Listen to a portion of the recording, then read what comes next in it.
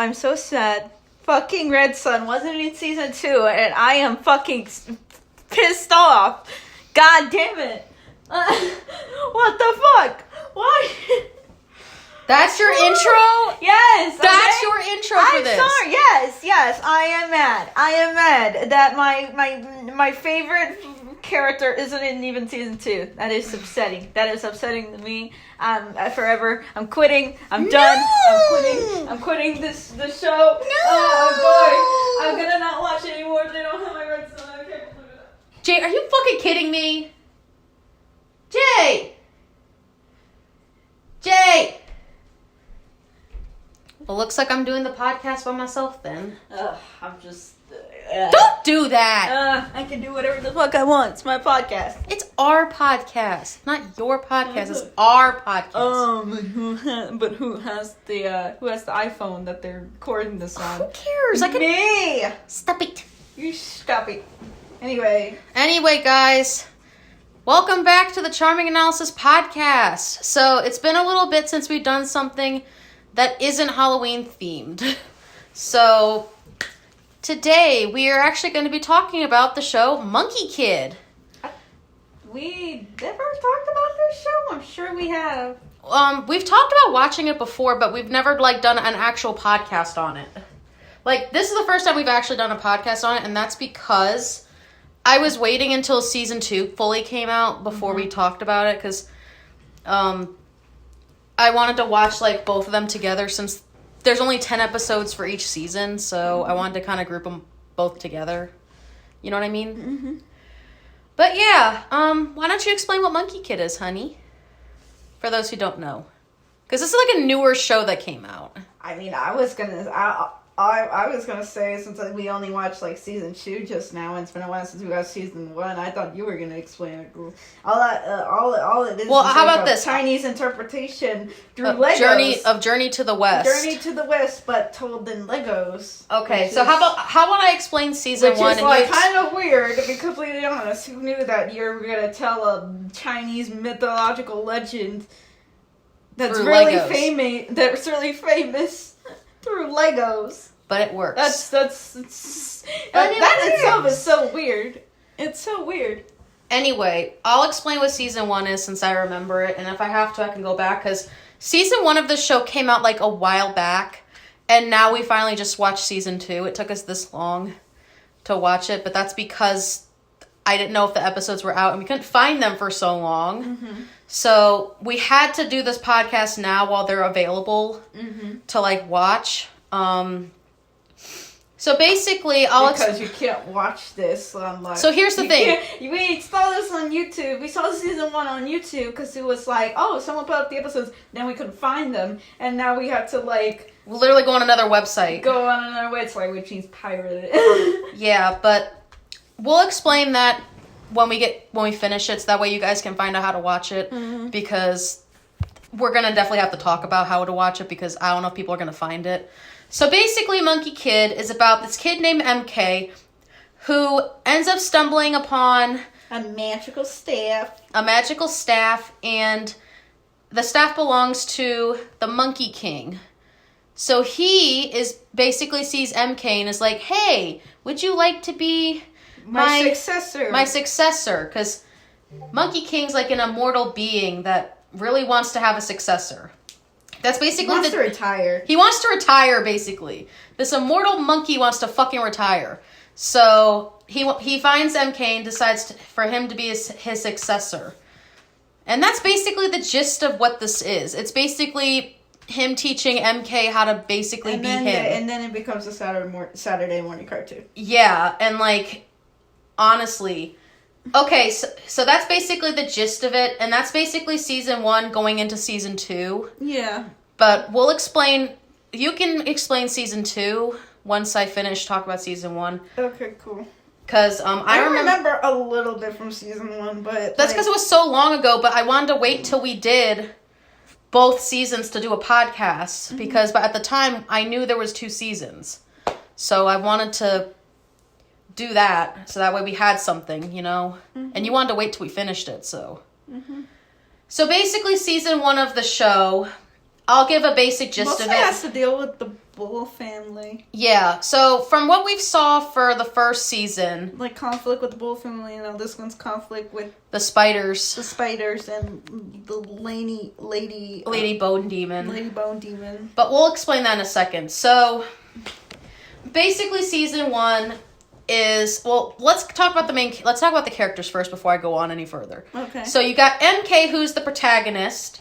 You got May, who's the girl's sidekick. And she's basically his best friend, and she's one of the heirs to the Dragon King's throne. I don't think that's... She's one of his... She's one of the dragon... I don't think that's the Green Dragon. That's the house. Oh, she's it's literally Toph, but like... She's basically the descendant of the Green Dragon, and one of the descendants.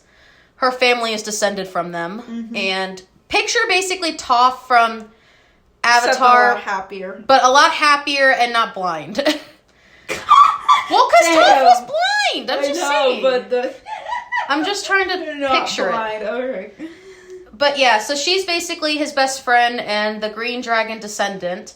Then you have Pigsy. Yeah, Pigsy, who is MK's boss / father figure, who runs a noodle stand. Like Poe's dad from Kung Fu Panda. Yeah. In a sense. He's basically that. I love to reference Kung Fu Panda every single time. I don't. No. I mean, like, every time we see, like, something... Well, because it's popular. Asian-inspired, like, of any literature, I don't know why. It's just always... Why is it all the time I run a noodle stand? I don't know. Like, I run a shop. I don't know. Why? There's other places, like... I don't know. Like, what? Like a craft store. I don't know. Oh my gosh. Shit. I don't know. Anyway. Something. A furniture store. Okay, well, we talked about Pigsy. Then we have Sandy, who is Pigsy's, like, right-hand man, kind of best friend dude. He's basically, like, the muscles of the group. He's a softie. Like, it's the muscles, the brain, the brawn. The brawn. Well, besides, muscles and brawn are the same thing. And the girl. And you also have Tang, who's the fucking noodle dude that just eats at his shop. We don't even know what the purpose of him is. The nerd. Yeah, he's the nerd. The technology bro. I don't know. He's basically a nerd. Let's just say that he's a nerd. Well, it's like you got all of your like main protagonists that serve a role, like that serve like a besides purpose. May being girl, she's also like a tech kind of person. She has like motorcycles and she's like got like knowledge and stuff. I consider her knowledgeable. Yeah. In a sense. Anyway, so it's basically those guys. Those are the main characters. You have a shit ton of villains. Yeah, there's a lot of villains. Basically, this is Saturday morning cartoons, like a modern version of that, in a sense. Because you got the Bull family, you got Macaque, you got the Spider people, you got the Lady Bone Demon. Yeah. You got the two little demon mischief boys. Like, you got like Saturday morning cartoon villains. And then they just like all throughout the 2 seasons, they're just like little weird antics that they get into, and it's just like trying to defeat like evil and like learn how to be the successor of Monkey King. Oh my gosh, my stutter. So basically, season 1 deals with the main cast fighting against the Bull family. So why don't you talk about the Bull family, honey, since you seem to like this season a lot more. I mean, I like season 1 a lot more. But you talk about them. Like, it's been a while. Well, you talk about them. What do you want me to talk about? They're typical Saturday morning cartoons. It's just fun. Yeah. Like, it's funny also. Yeah. Like, I like it. It has a really great comedic sense of timing, honestly. It really does. So basically, I'll explain the villains, and then we'll talk about season 1, and then we'll go into season 2. So season 1, you're basically going up against the Bull family. So the Bull King, who, honestly, I was surprised how well written him and his family are. I like their dynamic. I think it's a good dynamic. It's like they respect each other, but they're not. But like in a good, wholesome way. Like they Not really. Well, in a sense, they do. No, not really. I would say that They respect each other a great amount. Volkane's just the brute. He's the brute of the family, but he's basically like, He doesn't respect his son. He never even met his son. Until like later. Yeah. But he's trying to be like a family man in a sense. He's just... Not really. Well, what do you consider I don't him know. as? He's just kind of like a deadbeat dad who's just wanting to do one thing, and that's conquer the world. And doesn't really care about, like, his son. I think he only cares about his wife. More than his son, which yeah, is kind of sad. because he never met his son, so he doesn't know. He doesn't even like his son that much. And that's sad. He finds him to be, like, efficient because of, like... Everything going on. Him being, like, you know... I guess not the runt, but he's like he's of a runt, kind of a little bit of a runt and a little bit of a bastard. Yeah, and it's kind of sad, but he definitely has daddy issues. Yeah, but we'll get to him in a second. So that's basically Bull King. He's basically the deadbeat dad, kind of protagonist, and then like not protagonist, antagonist. And then you got Princess Iron Fan. Oh my gosh, she's fucking hot. So. She's a powerful ass bitch who is basically Bull King's wife. Mm-hmm. And I love their relationship. I love how they respect each other, still want to conquer the world, but they always have the interest in themselves. Like, both of them have interest in each other. Mm-hmm. And that's something that I think more villains kind of need to have. Like, we need to have more villain couples like this. Are not couples. That's the but they don't have couples. Either they're like pawning toward like the main character in like a creepy romantic sense, or they're just single and they just care about themselves. That's pretty cool. So it's nice to have a villain couple trying to like conquer the world while also trying to make sure that, you know, they're taken care of and stuff. Like, they respect each other. And then there's Red Sun, who they don't really care about. Well, the mom cares about him. The mom cares about him. So Red Sun cares about him, but she also cares about, like, you know, how their reputation is. Yeah. And Red Sun is just a little bitch bastard who's just like, I want to impress you, Daddy. He's got, basically, Red Sun is daddy issues. Daddy issues. Daddy issues with a capital D-I. So... He's basically the runt, and in my opinion, he's one of the best written characters in the first season. It's because he's not given...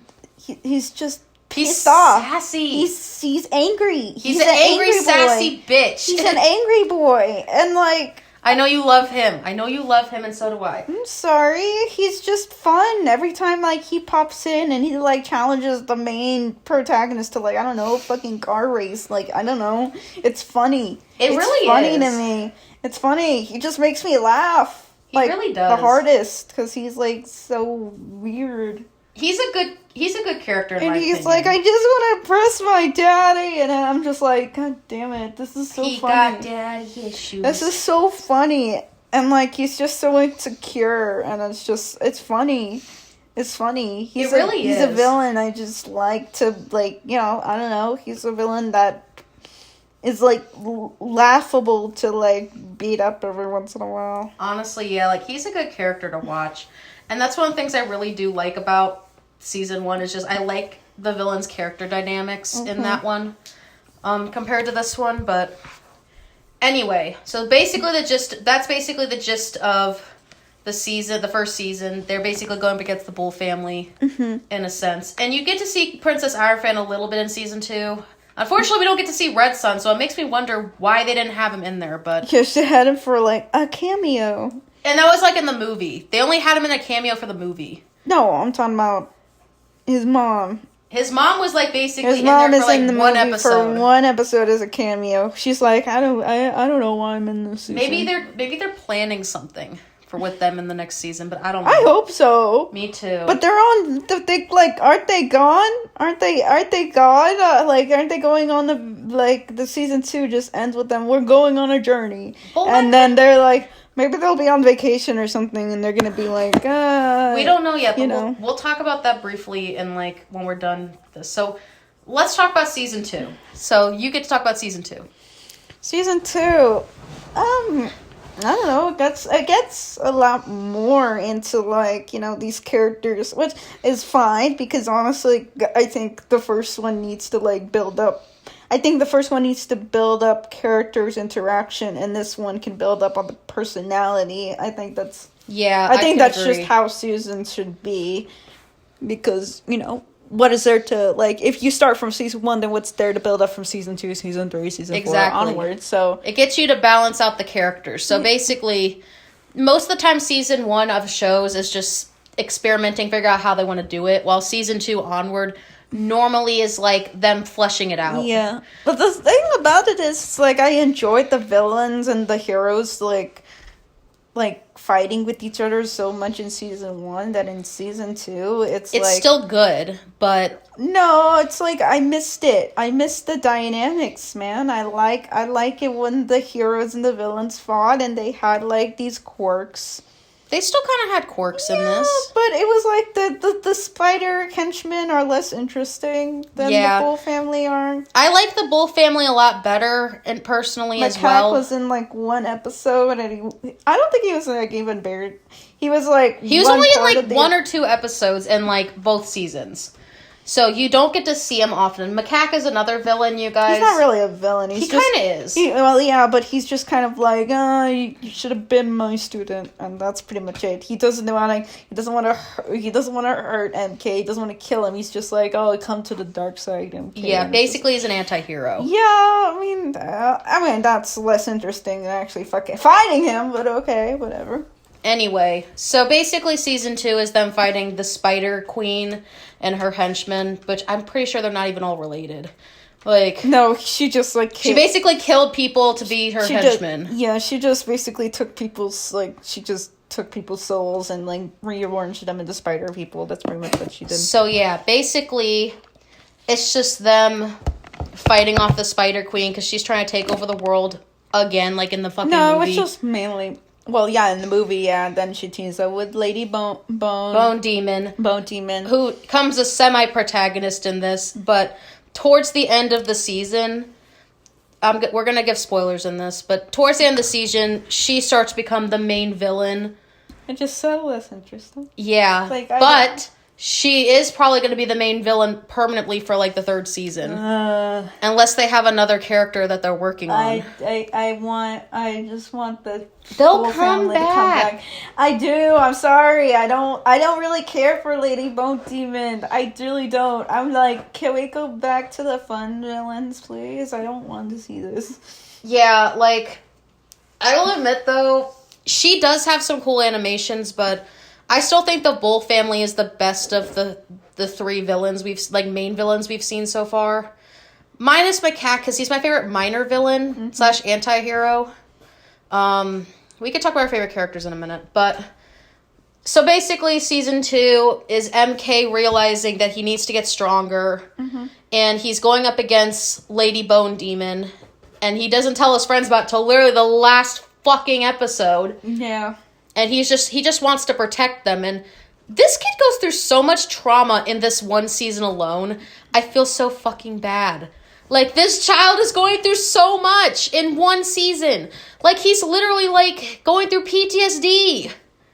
Like, damn. And he's just a noodle boy. He's just a noodle boy that wants to just have fun. I like that you called Noodle Boy, even though Red Sun calls him Noodle Boy as an insult. I don't care. He's still Noodle Boy. Noodle Boy, and the Spider Queen calls him Aaron Boy, and like basically everyone calls him Aaron Boy or like some type of boy. Cause he is a boy. Like, he's a young kid.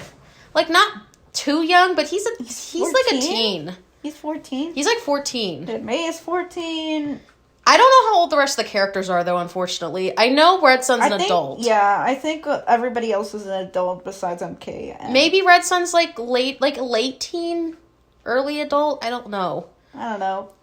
From what I've seen, I think only MK and May are the kids. May are like minors, and the rest are adults. Yeah, which is understandable because it's a series for kids.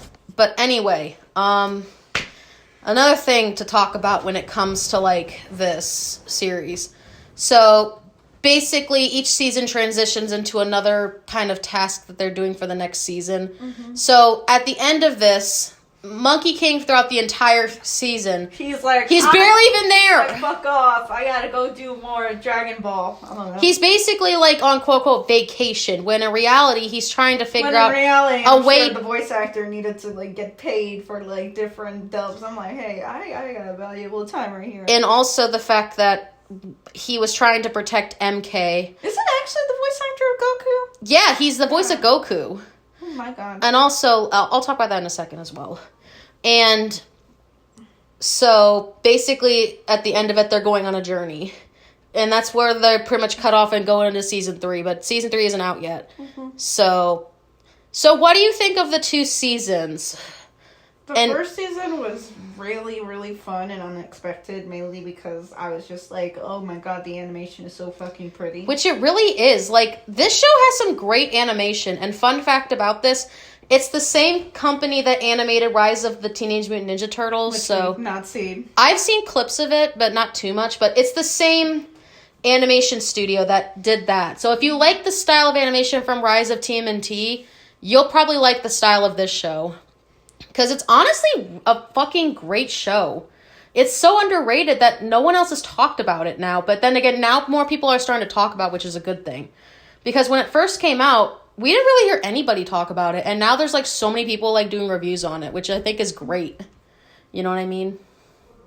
I've seen 1 or 2 reviews that talk about it. Most of the masses don't because they don't know how to find it. So we'll talk about that. That's the crazy thing. They don't know how to find it, and they just see, like, clips online, and I'm like, where do I get this? And they're like, I don't know, go to Amazon and see if you can rent it. And I'm we'll like, talk about that why? at the end. Like, it's barely going, it's, like, not even, like, rated, like, you get the English dub for season 1 and season 2. Yeah, you already got that.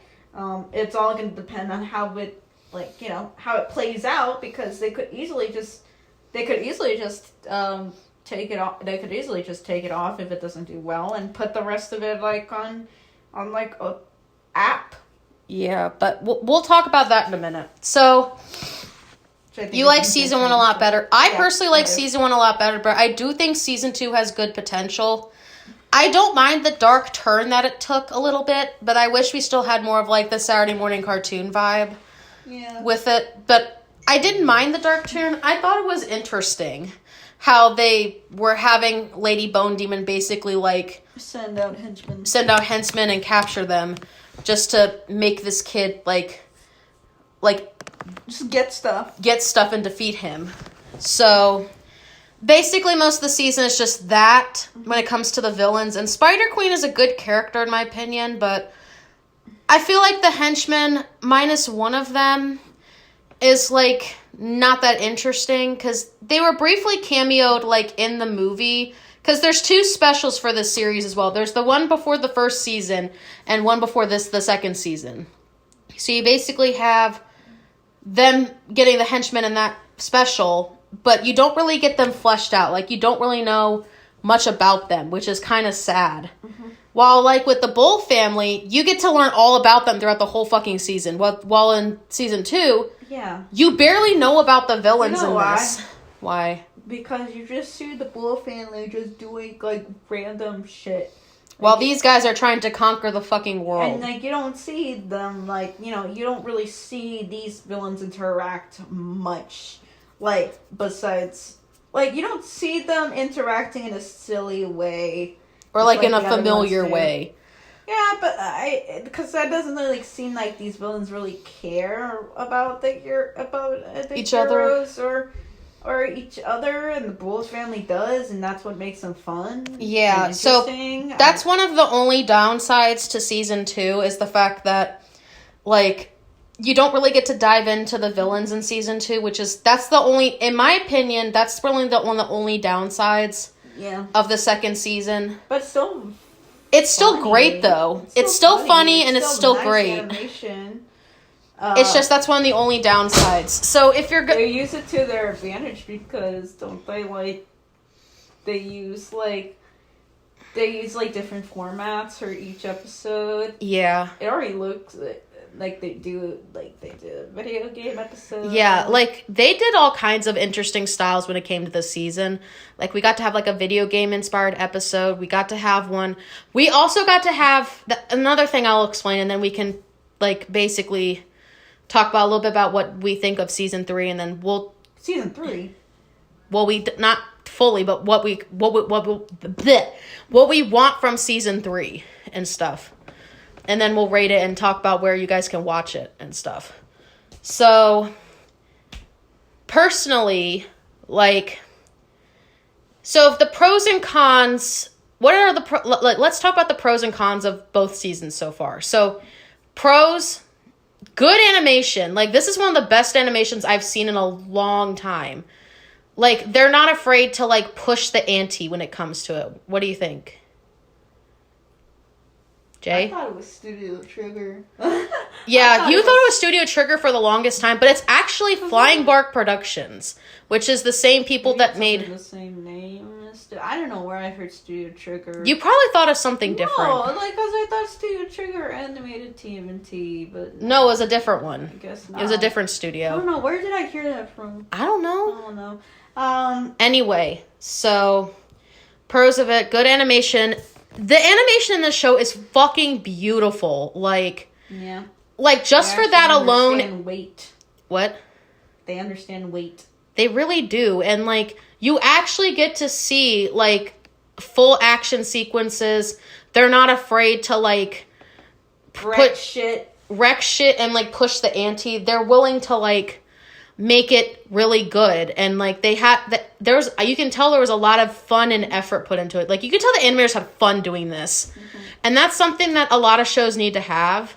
I feel like to succeed, you need to have fun with it. Mm-hmm. And some shows don't do that, unfortunately, and some do. Well, if they do, you can't really tell.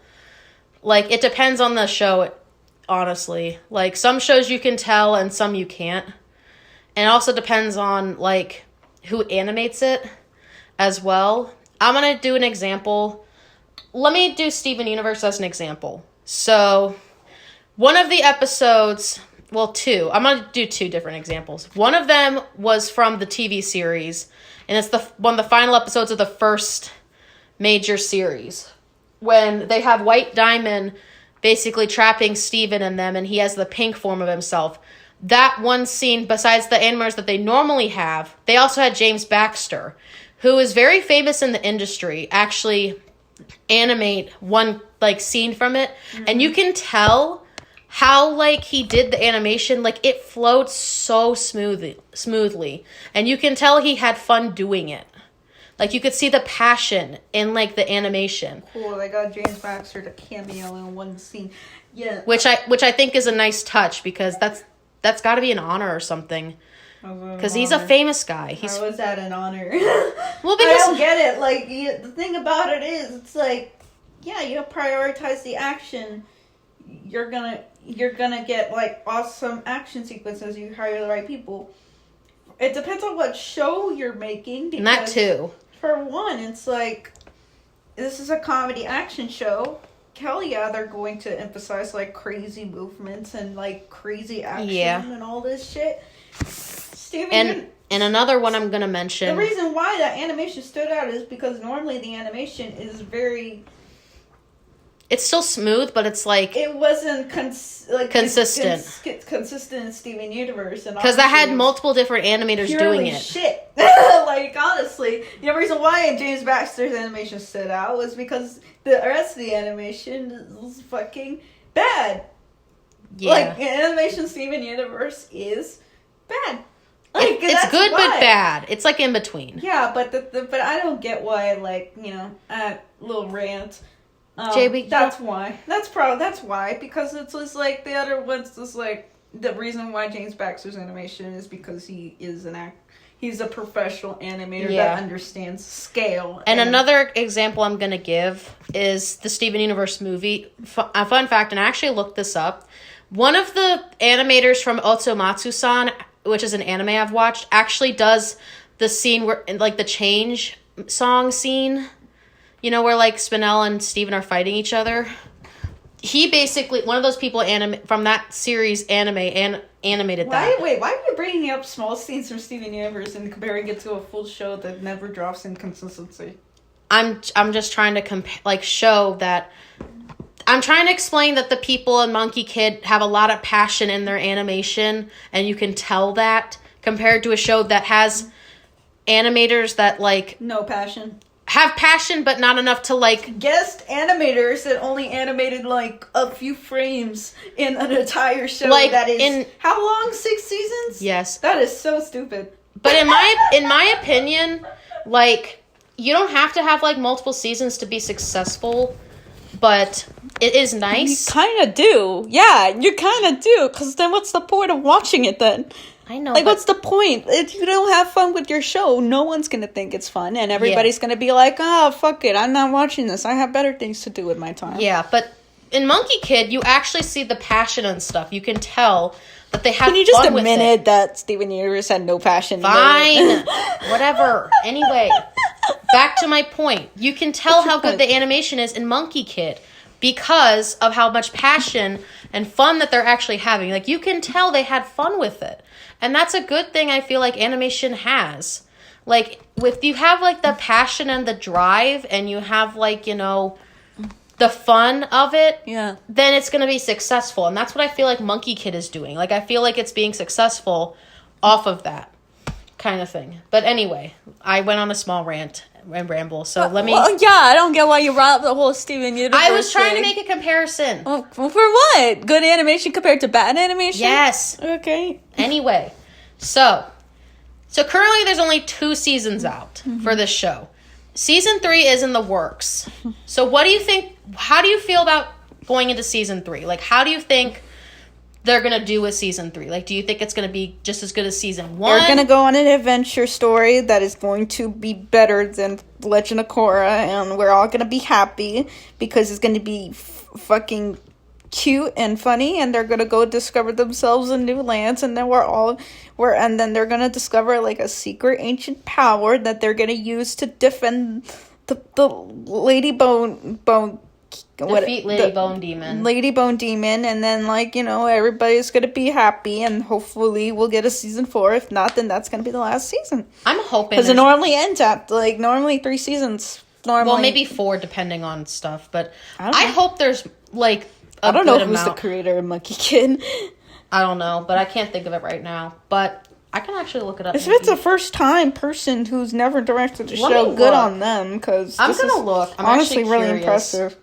Let me look. But but the reason why it's so impressive is because 1, voice acting's really good. 2, action comedy adventures normally go on for fucking ever.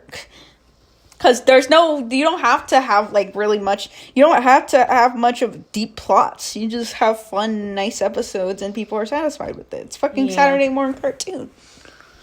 What do you expect? That's true. I'm just trying to find the Oh my gosh, I just realized something. This guy right here is also Wizard Cookie in Red Sun. Both Wizard Cookie and Red Sun are voiced by the same person. Okay. That actually makes me happy. Anyway, that was a side note, sorry. I just noticed that and I thought that was pretty cool. Anyway, I'm trying to find who the director is. Or who created the series. Trying to look. I'll rate season 1 and season 2 if you wanted to. Let me see. It's written by and created by Simon Lucas. Was he done? I'm gonna look, and it's written by Jeremy Adams from 2020 present. Simon Lucas. Let's see. Give me 1 second, people. Okay, so season 1, I would rate to Wait. What? Wait, I want to see. Simon Lucas, film producer. So he's done... Okay, so stuff he's done. Let me. He's done Ninjago. Oh, okay. So it's the same guy that made Ninjago. Oh, okay, that makes sense. That's why it's also really good. Because I also heard Ninjago's really good, but... That's why. Because the fucking Legos, of course you're going to get the same fucking creator to do fucking Lego shows. Anyway, so let me rate them. Season 1 is more fun than season 2, in my opinion. I don't think it's really a drop in quality. I think it's just a drop in how they present uninteresting the villains are compared from season 1 to season 2. Because like the pros I mentioned were like good animation, good voice acting, like good passionate like animators and stuff like that. Good characters, good villains. 50-50 of the time. Cons of it is pretty much how the villains are portrayed in season 2. And just, like, mainly that's it. I don't really have any complaints with it, unless there's any you can think of that are cons. Can you think of any cons for it, or no? Season 1 is probably a little bit better paced. That too. Better pacing in season 1 compared to season 2. But yeah, let's rate the seasons. Season 1, I would give a... Season 1, I would probably get an 8 out of 10, and then season 2, I'll probably give it a 10? Really? No, 8. You said an 8. 8 out of 10. 8 out of 10. Okay, you said an 8 out of 10, and then season 2, I would probably give a 6.5. Okay, so for me, I give season 1 probably like a 9 out of 10. I actually give it a 9 out of 10. I think it's great. Like, the first season's honestly, like, phenomenal. Like, I don't give it a perfect 10 because, like, there's some stuff that I feel like they could have done, like, I just wish there was more episodes, is mainly my only complaint with the first season. Because there's only, like, 10 episodes per season, and I wish they kind of had a little more than that, but I understand they're trying to, like... 10 episodes in the first season. And that one flowed really well. So. It did flow really well. Like, the flow was great. But yeah, I give season 1 a 9 out of 10. Season 2, I personally feel like it's still good. It still holds up compared to season 1. Like, it's still holding up good on the animation, voice acting. Pacing is still pretty good. Not as good as the first season, but it's still there. Like... You know what? I give season 1 of Monkie Kid a 9 out of 10. I don't know why I said an 8. So, 9 out of 10, season 1 of Monkie Kid. Season 2, we'll be giving a 7.5. Yeah, I can see that better. Yeah. I was about to be like, are you sure 6.5? Because, like, that's kind of low. Yeah. Well, I changed my mind. Okay. Really so, yeah, for season 2, compared to season 1, it's not as good as it. It's still got some pretty good qualities to it. There's just some things that I feel like they could have done a little better with it, but nothing is going to be perfect. So for me, I kind of give season 2 probably like an 8 out of 10, just because I'm taking points off for, it would be a 9, but because of how they wrote the villains in season 2 and the pacing was not as good, it's still good, but they could have done a little better. That's the only things I deduct points from, so I give it an 8 out of 10. I still feel like it's good. I still feel like it holds with the passion, and I am excited for season 3. So yes, currently there's only 2 seasons for this show, and season 3 is currently in the works. And so people are probably wondering, why the fuck can I not find it? So first thing, this show's Chinese. So it has a Chinese dub, not Chinese, a Chinese sub, and stuff, and it came out there first. And that's where most of its audience pretty much is. Are you okay, honey? Yeah. So that's where most of its audience is. So, before we get an official dub, they have to come out with... dub, it's just they haven't released it. I know, like, that's what I'm trying to explain. They haven't released it yet, because they're probably still working on it. So people are probably wondering, where the fuck can I find this? Pirate it. Well, can I finish? Well, first thing, they do have the first season, I think, on Amazon Prime now. Because originally, when me and Jay watched this, they had it on YouTube. The first season was completely on YouTube. You could find it. It was easy to find. And you could just watch it on there. But unfortunately, because of copyright shit, they had to take it off of YouTube. So now you can't find it on there. So your only options to look for it is either... Which I can't even blame them at that point. It's like, yeah, which is understandable. Have a fucking full show that you can make a profit. It's fucking Lego. You're gonna fuck... They sell toys. Of course they're gonna sell that fucking show. Because look how much merchandise it's gonna give them. Yeah, it has a lot of merchandise, actually. Because we actually saw it when we went to like the mall or something one time, and I was like, oh my gosh, they actually have it. Yeah. And I was so happy because I didn't know if this was going to have merch or not, and it technically does. It's mainly Lego sets, but it's something. Anyway, back to how you can see it. So, recommendations of how you can see it. 1, Amazon Prime, at least the first season. That's an option if you guys have Amazon Prime. We do highly suggest at least watching it from there. If you somehow don't have Amazon Prime and you want to still watch it, I have to suggest just trying to find it online, like pirate it, because like, but if you're going to pirate it, you have to maybe get a VPN, because that was an option for one of us when we were trying to like find it. We found like the season of it, but we couldn't access it because of the country location. Mm-hmm. So second option is VPN, and then go to a website that has it. But for us, you'll find it. But you're going to find it. You just kind of have to look. There is a link on Reddit that when I make the video, like when we edit the video for this, Don't do it. You sure? Yeah, don't do that. Go find it yourselves. Okay, well, if you're going to go find it yourselves, I do suggest trying to look or just wait for it to be an official That's what I was going to so that you finish. Can support it, and then they'll make more Monkie Kids. So yeah, so yeah, do VPN and try and find the website on your own. We just can't do that because we don't really have cable. But if you actually have access to it, like properly through like a TV channel and stuff, support it through there. But please watch the show. If you're gonna watch it, I do suggest finding it on a very good website, like that, you know, will support the show and stuff. Please do that first before you decide to do like a VPN kind of thing if you really can't find it. Like that's what I was saying, Amazon Prime kind of thing. I do suggest that. Mm-hmm. So yeah, that's basically our Monkie Kid review.